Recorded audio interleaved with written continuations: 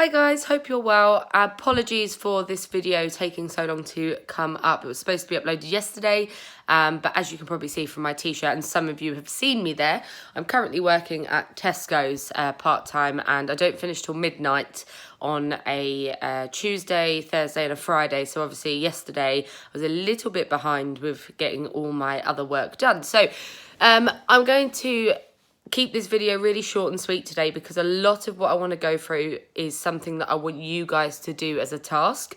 So I'm just going to give you the basics in this video, and then I want you to try and do the task. The task will take a little bit longer because it's quite a big task. So I will explain everything in the video, so see if you can give it a go. So first of all, we were talking about anxiety in the last video, and I explained what it is, how we get anxiety, what causes anxiety, and hopefully you guys had a chance to have a look at yourselves and the situations that cause anxiety for you.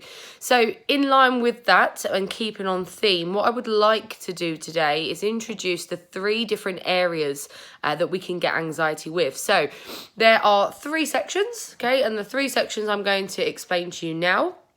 And then for your task, you're going to think about them in a little bit more detail. So, number 1, you have cognitive or mental. And this is the process, or this is the type of anxiety that goes on up here. So everything is in your head. So as examples, and you will have some examples in the task, things like negative self-talk, which is what we went through a couple of videos ago. Things like worry, things like feeling anxious, feeling nervous. Those are the kind of cognitive, or they're the mental blocks that we have when we're anxious or when we have anxiety. So that's the first one. The second one is called somatic, but probably more commonly it's called physical. So physical is easier to remember.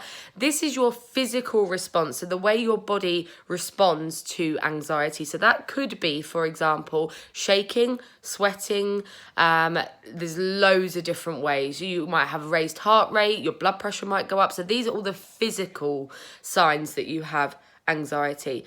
And the third section is called behavioural. So it is what basically the term suggests. A behavioural behaviour is the way you act. So that could be getting grumpy. If you're really grumpy because you're anxious, that's a behavioural.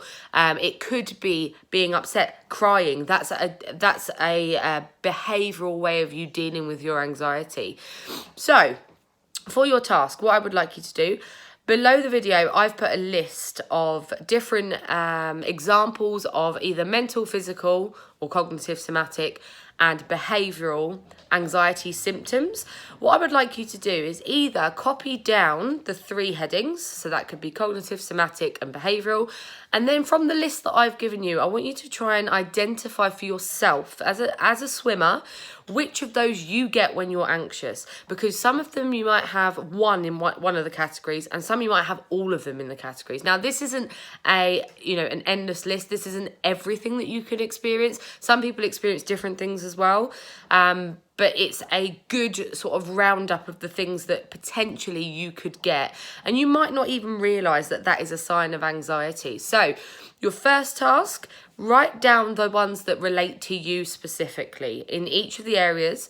Then I want you to have a look and see if you can cross analyze and see whether or not each area, is it the same in each area? Have you got the same amount, or have you got a lot less in one and more in the other? Or do you not have any? So some people are completely different. As I said, every athlete is different. Some people might get shaking and sweating. Some people might not, okay? So have a think about that for yourself. And the last thing I would like you to do is, in each of the categories, I want you to rate the first, the second, and the third most common symptom that you get. Okay, so say, for example, it's the cognitive. It might be negative thoughts. That is your number 1 that you get straight away when you're anxious. So I want you to take that as your first. I want you to then think how you might combat that. So when I say combat that, what I mean is, how would you deal with it? Like, what do you do to stop yourself feeling that way, or to stop yourself doing it? And if the answer is, I don't, that's absolutely fine. That means that there's something that we can work with when you come back to swimming. So that's your task for today. I will write it down in the section below the video so you can reread it again.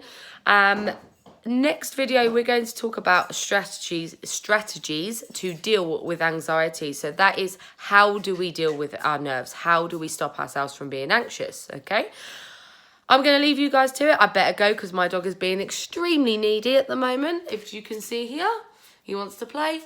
So good luck, enjoy. And if you have any questions, as always, let me know. Bye from me and bye from Max.